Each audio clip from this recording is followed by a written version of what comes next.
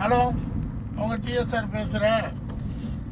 இப்போ salt pepper ஒரு படத்துக்காக சால்ட்டு பேப்பர் தாடி விட்ருக்கிறேன். ஒரு 6 to 7 days 8 டேஸு. மெஜாரிட்டி படங்கள் வந்து clean shaving and neat and clean, tahsildar, collector, commissioner, doctor அந்த ட்ரெண்டிங் போய் இப்போ ஒரு படத்துக்காக இந்த மாதிரி ஒரு ஸ்டைல் மாற்றிருக்கேன். Salt pepper. ஒத்த ஓட்டு முத்தையா அந்த படத்தை பற்றி கொஞ்சம் பேசிட்டு வரேன். The great legend Goundamani sir, Tamil cinema உலகத்தில் எல்லா மனதிலையும் நிறைந்த ஒரு மாமனிதர் கவுண்டமணி அண்ணன். மிக நெடிய பயணமான சினிமா கலை பயணம் அவரது. எனக்கு தெரிஞ்சு 16 வயதிலே பரட்ட அப்படிங்கிறத ஆரம்பித்தது. Rajini sir with Kamal sir காம்பினேஷனோட விக்கெல்லாம் இல்லை இருக்காதப்ப நான் பாரதி ராஜா சார் படம்னா நேட்டிவிட்டியாக இருக்கும். நோ விக்கு, நோ ஆர்டிஃபிஷியல், நோ கலர்ஸ் அப்படிங்கிற சினிமாட்டிக் இல்லாமல் நேட்டிவிட்டிக்கு போயிடும் சினிமா. இந்த மாதிரி சால்ட் பெப்பர் தாடி, முடி நரைக்கல, முடி இல்லை அதுவும் தெரியும் தான், நரைக்கலாம், இருக்கிற முடி நரைக்கல. நான் நேட்டிவிட்டியில் எடுத்த படம் அது. அப்போ கவுண்டமணி சார் பரட்டான ஆரம்பித்தது. பட்டி தொட்டி எல்லாம் கரகாட்டக்காரன்ல ஹைஜீனிக் டான்ஸ் பண்ணியிருப்பேன். இப்படி சார் சினிமாவின் வளர்ச்சி அப்படி தான் இருக்கும். வறுமையில் சினிமாவுக்கு வந்தோம்னா சினிமா நம்மளை வந்து அவ்வளோ தூரம் உள்ள இழுக்க முடியாது. சினிமாவும் ஒரு வியாபாரம் தான்.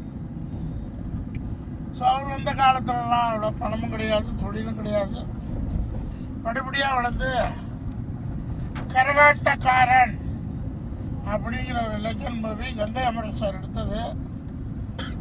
வில்லேஜ் பட்டி தொட்டி எல்லாம் வந்த படத்தில் அதில் ஹைலைட் வந்து கவுண்டமணி அண்ணனும் செந்தில் அண்ணனும். ஸோ 2 பேரும் அன்னைக்கு வந்து நடிகர்களுக்கு ஒற்றுமை. அந்த கவுண்டமணி என்ன செந்தில் அண்ணன்னா படம் ஓடிடும். ஸோ அப்படியே கவுண்டமணி என்ன வளர்ச்சி வந்து அவருக்கு நிறைய படங்கள் அவர் தனியாக இருந்தார். பிறந்தேன் வளர்ந்தேன், 49 இந்த மாதிரி படங்கள் அந்த காலத்துலேருந்து அவர் ஒரு சில படங்கள் நடிக்கிறது. இந்த கடைசி பாணியில் இப்போ நடிச்சிருக்க கடைசி படம் இப்போதைக்கு. இதுக்கப்புறம் என்ன படம் அவர் படம் ஓடுதுன்னு தெரியல. ஒரு படம் 2 படம் ஓடலாம். இப்போதைக்கு ஹீரோவாக வந்து ஒரு முதிர்ந்த வயதுலையும் நடிச்சிருக்காரு. ஒத்த ஓட்டு முத்தையா. நல்ல ஒரு கதை. அவர் ராஜகோபால், சாய் ராஜகோபால். இந்த சாய் ராஜகோபால் வந்து script writer, comedy script writer. நான் நடித்த முதல் படம்னு சொல்லலாம். கன்னியும் காளையும் செமக்காதல், வடிவுடையான் படம் இன்னும் வெளியில் வரல. பட் அந்த படத்தில் ஒரு நல்ல சீனு விவேக் சாரோட போட்டார். அப்பயே சொன்னார், நீங்கள் மிகப்பெரிய நடிகராக விட வருவீங்கன்னு சொன்னார் ராஜகோபால் சார். அது கடையில் நல்ல ஃப்ரெண்ட்ஸு, நிறைய படங்கள்லாம் அவரும் ட்ராவல் பண்ணால். அவருடைய கடின முயற்சிக்கு அப்புறம் ஒத்த ஒன்று முத்தையா மிக பிரம்மாண்டமான பொருள் செலவில் ஒரு சினிமாவுக்கு ஃபஸ்ட்டு ப்ரொடியூசர் நினைக்கிறேன். நிறைய ப்ரொடியூசர்களை வந்து நீங்கள் புது படங்கள் புது ப்ரொடியூசர்களை ஜெயிக்க வச்சா சினிமா தொழில் மேலும் மேலும் வளரும். ஸோ டைரக்ஷனில் பழைய ஸ்கிரிப்டெல்லாம் எப்படின்னா ஒரு கதைக்கு வந்து ஆரம்பம் எங்கே இருக்கும் அது மாதிரி ஸ்கிரிப்ட் முடியும். அந்த வரிசையில்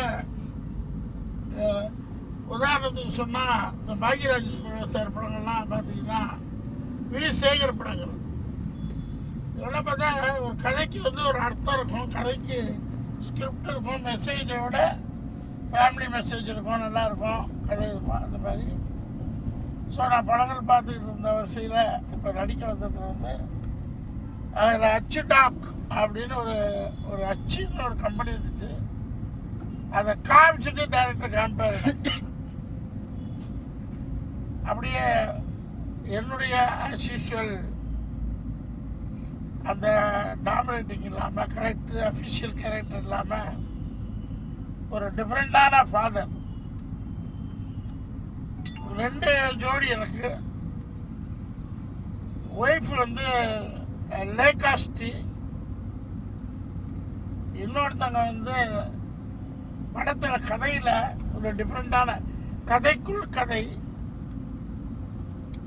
நம்ம காயத்ரி, அயலி காயத்ரின்னு சொல்லலாம், எதிர்நீச்சல் காயத்ரி, அந்த மாதிரி PhD philosophy of doctorate for ஏதோ ஆராய்ச்சி பண்ணி நாங்கள் திருநங்கை ஏதோ சம்திங் அதை பற்றி ஆராய்ச்சி பண்ண ஒரு டாக்டர்.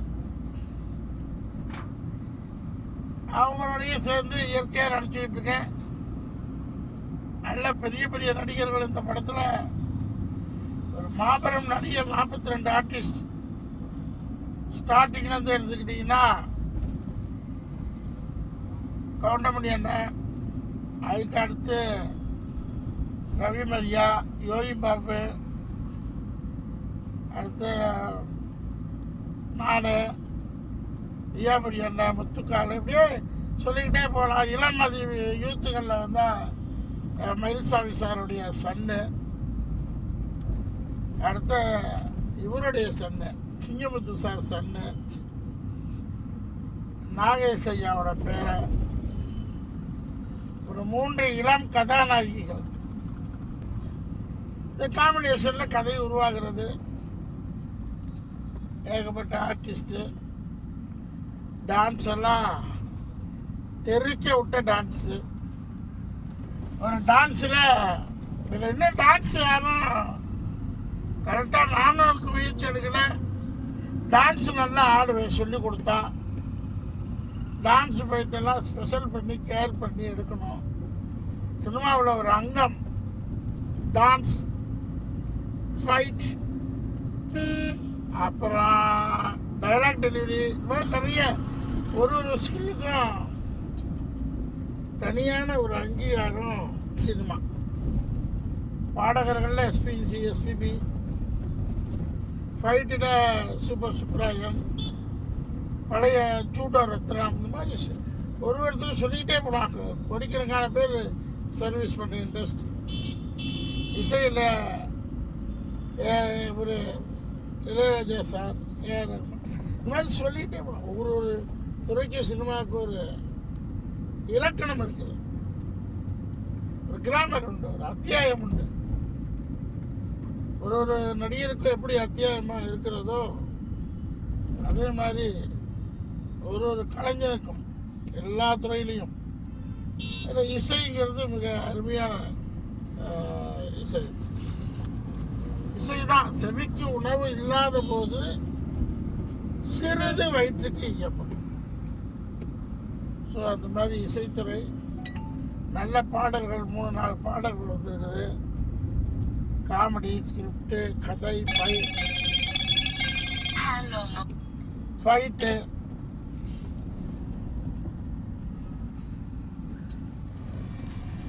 Okay sir. ஸோ இந்த மாதிரி ஆர்டிஸ்ட் ஒரு பட்டாளம் நிறைய இருக்காங்க. கதையை முழுசாக சொல்லனா படத்தில் இன்ட்ரெஸ்டிங் போயிடும். அதனால் ஆர்டிஸ்ட் இவ்வளோ பேர் கொண்டு வந்து அவங்களுக்கு ராஜ சாப்பாடு.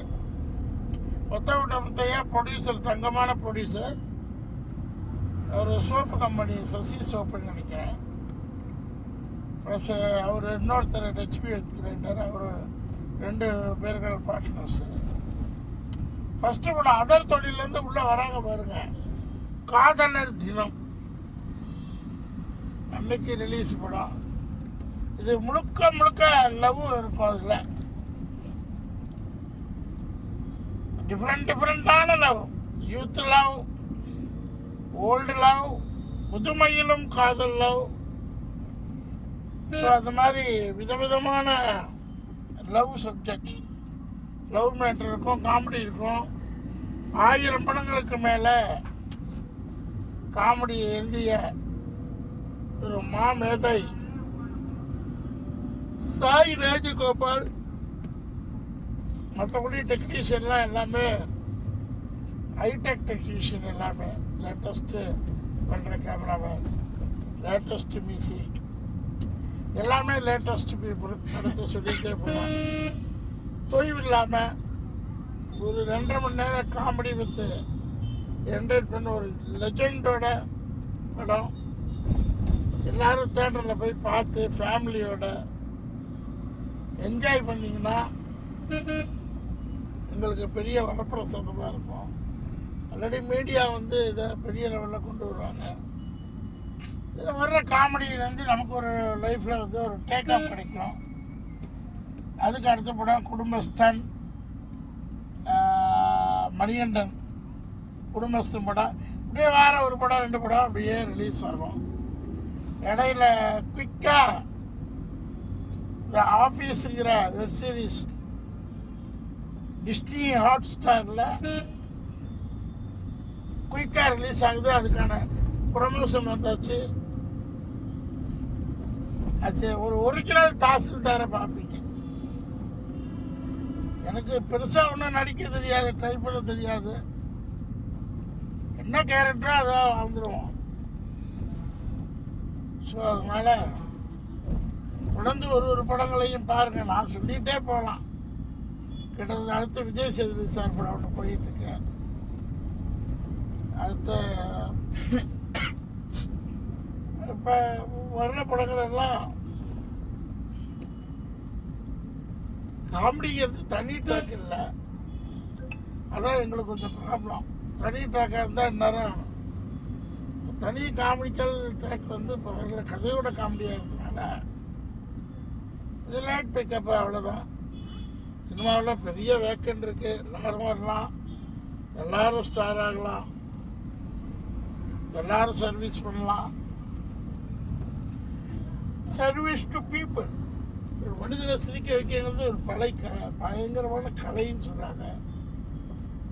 அதை நீங்கள் வந்து பாருங்கள், என்ஜாய் பண்ணுங்கள். ஃபேமிலியோட சேனலை சப்ஸ்கிரைப் பண்ணுங்கள், லைக் பண்ணுங்கள்.